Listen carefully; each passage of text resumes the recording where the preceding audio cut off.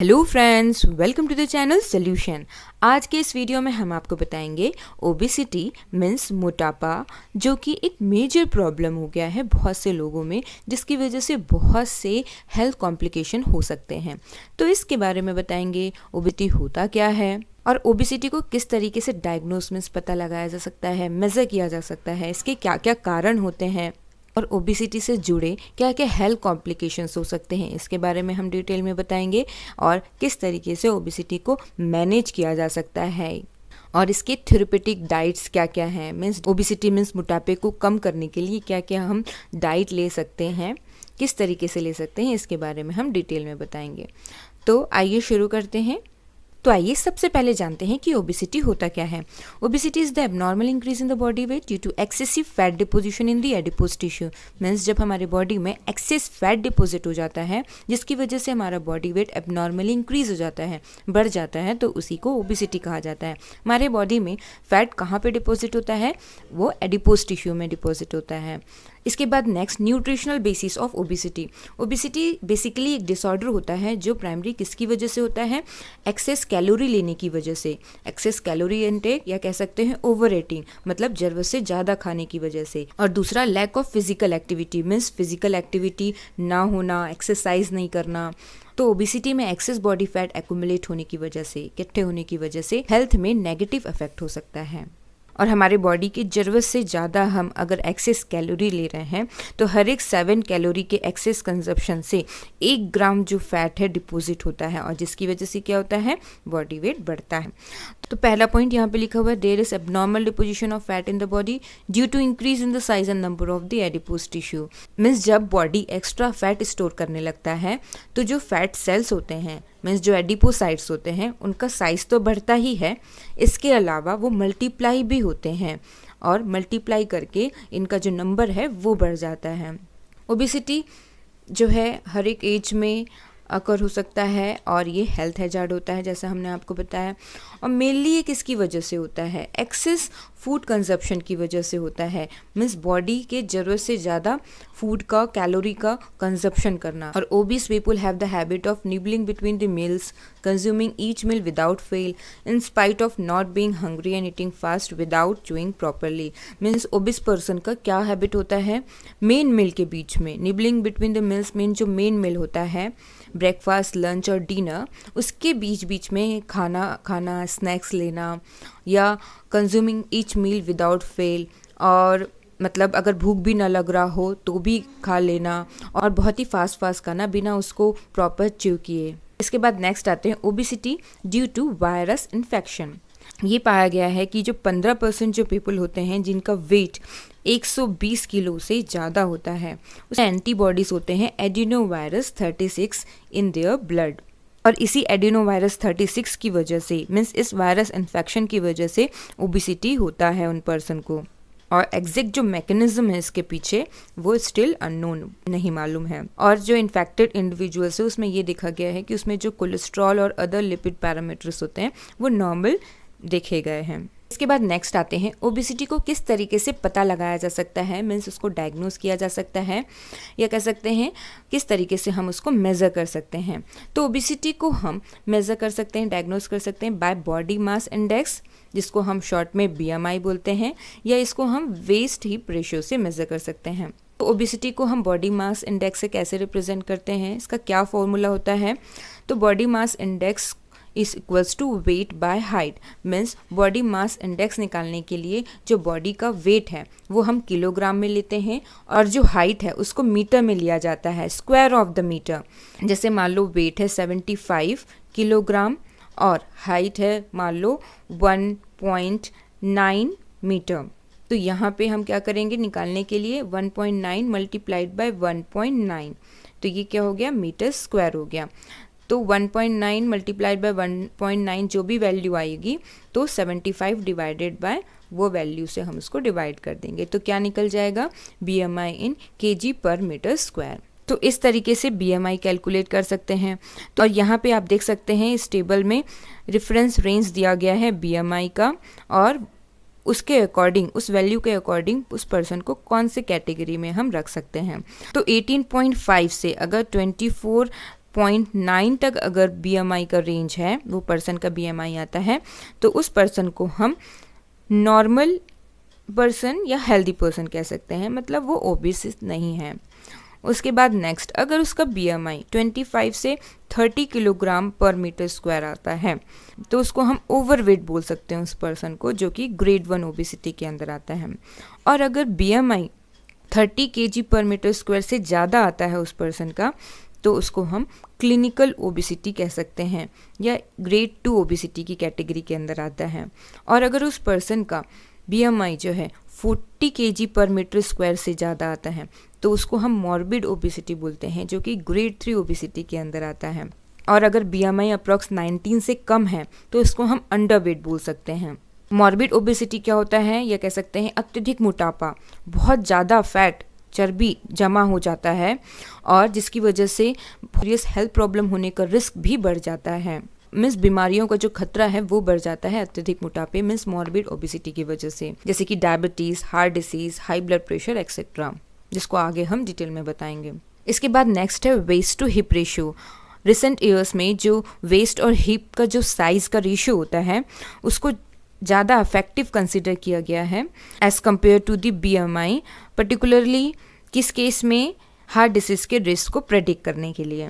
Man में ये 0.9 से कम होना चाहिए और वुमेंस में ये 0.85 से कम होना चाहिए। Means waist to hip ratio अगर कम होगा तो हेल्थ कॉम्प्लिकेशंस होने के जो रिस्क हैं वो भी कम हो जाएगा, therefore better is the health. और मेंस और वुमेन से अगर वेस्ट टू हिप रेशियो इससे ज़्यादा हो जाता है तो डिफरेंट हेल्थ कॉम्प्लिकेशन होने के रिस्क बढ़ जाते हैं। इसके बाद हमने यहाँ पे लिखा हुआ है सेंट्रल ओबेसिटी, जिसको हम पॉट बेली या बियर बेली भी बोलते हैं। मीन्स जब एब्डोमिनल एरिया में एक्सेस जो है फैट एक्यूमुलेट हो जाता है, इकट्ठे हो जाता है। एब्डोमिनल एरिया मतलब पेट के हिस्से में जब बहुत ज़्यादा फैट स्टोर हो जाता है, तब उसको हम सेंट्रल ओबेसिटी या पॉट बेली या बियर बेली बोलते हैं। तो सेंट्रल ओबेसिटी को हम किस तरीके से मेज़र कर सकते हैं, एस्टिमेट कर सकते हैं? तो पहला वेस्ट सरकमफ्रेंस से और दूसरा वेस्ट टू हिप रेशियो को एस्टिमेट करके। तो अगर वेस्ट सरकमफ्रेंस मेन में अगर 90 सेंटीमीटर से ज़्यादा है और वुमेंस में 80 सेंटीमीटर से ज़्यादा है, तो उसको सेंट्रल ओबेसिटी है। और अगर वेस्ट टू हिप रेशियो अगर मेज़र करते हैं, तो अगर मेन में अगर 0.9 से अगर ज़्यादा है और वुमेंस में 0.8 से ज़्यादा है, तो उसको भी हम सेंट्रल ओबीस कंसिडर कर सकते हैं। और क्या क्या हेल्थ रिस्क हो सकते हैं? Increase risk of metabolic syndrome, cardiovascular disease. Metabolic syndrome क्या होता है? मीन्स बहुत से डिफरेंट कंडीशंस को एक साथ मेटाबॉलिक सिंड्रोम कहते हैं, जो कि हमारे हेल्थ को एडवर्सली अफेक्ट करता है। जैसे कि क्या कंपोनेंट होते हैं मेटाबॉलिक सिंड्रोम में, जैसे कि abdominal obesity, insulin resistance, dyslipidemia, means lipid का जो लेवल है वो बढ़ जाना, और ब्लड प्रेशर जो है बढ़ जाना। इसके अलावा कार्डियोवैस्कुलर डिसीज, इवन कैंसर का रिस्क भी हो सकता है। और पर्सन जिसका अगर नॉर्मल BMI भी है, तो उसको भी सेंट्रल ओबेसिटी हो सकता है, और रिस्क फैक्टर्स हो सकते हैं जो भी हमने आपको बताया। इसके बाद नेक्स्ट आते हैं ओबेसिटी के क्या क्या कारण होते हैं। तो सबसे पहला कारण हमने लिखा हुआ है over feeding in early life. Means बहुत ज़्यादा फीड करना, खाना खाना, excess feeding during the infancy के समय में, चाइल्डहुड के समय में या एडोलेसेंस के समय में। ऐसे कंडीशन में एडल्टहुड में मीन्स एडल्ट होने पे ओबेसिटी होने का जो रिस्क है वो बढ़ जाता है। इसके बाद नेक्स्ट है genetic predisposition, means heritable disorder. Heritable disorder मतलब कि अगर मदर और फादर दोनों ही अगर ओबीस हैं, मोटे हैं, तो 75% चांसेस होते हैं कि जो चाइल्ड वो भी मोटा हो सकता है। तो यहाँ पे हमने लिखा हुआ है वन पेरेंट अगर ओबीस है तो 40 to 50% चांस हो सकता है कि चिल्ड्रन भी ओबीस हों। और अगर दोनों पेरेंट्स जो हैं, मदर फादर दोनों अगर ओबीस हैं, तो 75% चांस हो सकता है कि वो जो चाइल्ड जो बॉर्न हुआ है वो भी ओबीस हो। इसके बाद नेक्स्ट सेवरल जीन्स होते हैं, जैसे कि प्रो ओपियो मेलानोकॉर्टिन, जिसको हम शॉर्ट में POMC बोलते हैं, लेप्टिन रिसेप्टर एलिपिया, लेप्टिन, और प्रो हार्मोन कन्वर्टेज 1 PCI, और मेलानोकॉर्टिन 4 रिसेप्टर MC4R। तो इन जीन्स का अगर म्यूटेशन हो जाता है तो ये जो है लिंक्ड होते हैं ओबेसिटी से, मीन्स इनके म्यूटेशन की वजह से ओबेसिटी हो सकता है। बाद नेक्स्ट हमने लिखा हुआ है एंडोक्राइन डिसऑर्डर, एग्जाम्पल जैसे hypothyroidism, hypogonadism, Cushing syndrome, hypopituitarism, तो ये सब एग्जाम्पल्स हैं। अगर एंडोक्राइन डिसऑर्डर हो जाता है तो भी ओबेसिटी होने के चांसेस हो सकते हैं। हाइपोथायराइडिज्म मतलब कि जो हमारा जो थायराइड ग्लैंड है वो एनफ क्वांटिटी में थायराइड हार्मोन्स को रिलीज नहीं कर पाता है, मीन्स एनफ थायराइड जो हार्मोन्स हैं वो रिलीज नहीं हो पाते हैं, तो उस कंडीशन को हम हाइपोथायराइडिज्म बोलते हैं। हाइपोगोनेडिज्म मतलब होता है कि जो ओवरीज हैं, जो टेस्टिस हैं, जो मतलब कि जो सेक्स ग्लैंड्स होते हैं वो एनफ जो है सेक्स हार्मोन्स जो है प्रोड्यूस नहीं कर पाते हैं, तो उस कंडीशन को हम हाइपोगोनेडिज्म बोलते हैं। कुशिंग सिंड्रोम क्या होता है? इस कंडीशन में क्या होता है, एक्सेस कॉर्टिसोल का प्रोडक्शन होने लगता है, मीन्स जो एड्रिनल ग्लैंड है वो कॉर्टिसोल को एक्सेस प्रोड्यूस करता है, या स्टेरॉइड्स अगर वो पर्सन ले रहा है बहुत लंबे समय से अगर ले रहा है तो उस कंडीशन में भी कुशिंग सिंड्रोम हो सकता है। इसकी वजह से weight gain, high blood pressure, mood changes, ये सारे सिम्टम्स हो सकते हैं। हाइपोपिट्यूटरिज्म मीन्स पिट्यूटरी ग्लैंड से जो हार्मोन्स रिलीज हो रहे हैं वो एनफ क्वांटिटी में रिलीज नहीं होते हैं, तो उस कंडीशन, ये सारे जो एंडोक्राइन डिसऑर्डर्स है उसमें ओबेसिटी के चांसेस हो सकते हैं। इसके बाद नेक्स्ट आते हैं ओवर ईटिंग, मतलब कि जरूरत से ज़्यादा खा लेना और लाइफ स्टाइल पर डिपेंड करता है, मीन्स जरूरत से ज़्यादा खाना और कोई फिजिकल एक्टिविटी ना करना। तो सबसे पहला यहाँ पे पॉइंट लिखा हुआ है लैक ऑफ फिजिकल एक्टिविटी और हाई कैलोरी डाइट लेना, ऐसा डाइट लेना जिसमें कि बहुत ज़्यादा कैलोरी हो, और ओवर कंजप्शन ऑफ रिफाइंड और जंक फूड्स, बहुत ज़्यादा मात्रा में रिफाइंड फूड लेना, जंक फूड्स लेना, पैक्ड फूड लेना, उनका कंजप्शन बहुत ही ज़्यादा करना, तो उस कंडीशन में भी ओबेसिटी हो सकता है। और सेडेंटरी लाइफस्टाइल, सेडेंटरी लाइफस्टाइल मतलब ऐसे लाइफस्टाइल जिसमें कि कोई फिजिकल एक्टिविटी, फिजिकल वर्कआउट ना हो, बहुत ही लंबे समय तक एक जगह ही बैठे रहना, बैठे बैठे ही काम करना, तो उसको हम सेडेंटरी लाइफस्टाइल बोलते हैं, जिसकी वजह से डिफरेंट जो मेटाबॉलिक सिंड्रोम्स हैं, इंसुलिन रेजिस्टेंस, ये डेवलप होता है और इसकी वजह से ओबेसिटी के जो रिस्क है वो बढ़ जाता है। इसके बाद नेक्स्ट आते हैं जेनेटिक्स, लैप्टिन एंड ओबेसिटी, ये क्या होते हैं? तो एक स्ट्रॉन्ग प्रूव है, एविडेंस है जो ये सजेस्ट करते हैं कि ओबेसिटी का एक जेनेटिक बेसिस है, मीन्स एक जीन जिसका नाम है ओब जीन, वो कहाँ पे एक्सप्रेस होते हैं? वाइट एडिपोज टिश्यू में एक्सप्रेस होते हैं। ये वो क्या प्रोड्यूस करते हैं? ये जो जीन जो है एक्सप्रेस होता है, और ये कौन सा प्रोटीन प्रोड्यूस करता है? लैप्टिन प्रोटीन। इसका मॉलिक्यूलर वेट 16,000 डेल्टॉन या कह सकते हैं 16 kDa प्रोटीन। लैप्टिन जो है एक लाइपोस्टेट की तरह काम करता है और इसको बॉडी वेट रेगुलेटरी हार्मोन इसको कहा जाता है, बॉडी के वेट को रेगुलेट करने वाला हार्मोन। ये जो हार्मोन होता है ये हमारे ब्रेन के एक स्पेसिफिक रिसेप्टर में जाके ये बाइंड हो जाता है, और तो जब एडिपोज टिश्यू में जो फैट स्टोर हुआ है वो एडिक्वेट है तो लैप्टिन का लेवल जो है वो हाई होता है, मीन्स फैट का स्टोरेज अगर सही है, पर्याप्त है, तो लैप्टिन का लेवल ज़्यादा होता है। इससे सिग्नल मिलता है ब्रेन को to suppress the appetite, food intake को इनहिबिट करने के लिए, फीडिंग बिहेवियर को रेस्ट्रिक्ट करने के लिए, और फैट डिपोजिशन को लिमिट करने के लिए, फैट डिपोजिशन को इनहिबिट करने के लिए। अदर जो ये लैप्टिन है वो लिपिड के ब्रेकडाउन को स्टिमुलेट करता है और लिपिड के सिंथेसिस मीन्स लाइपोजेनेसिस को इनहिबिट करता है।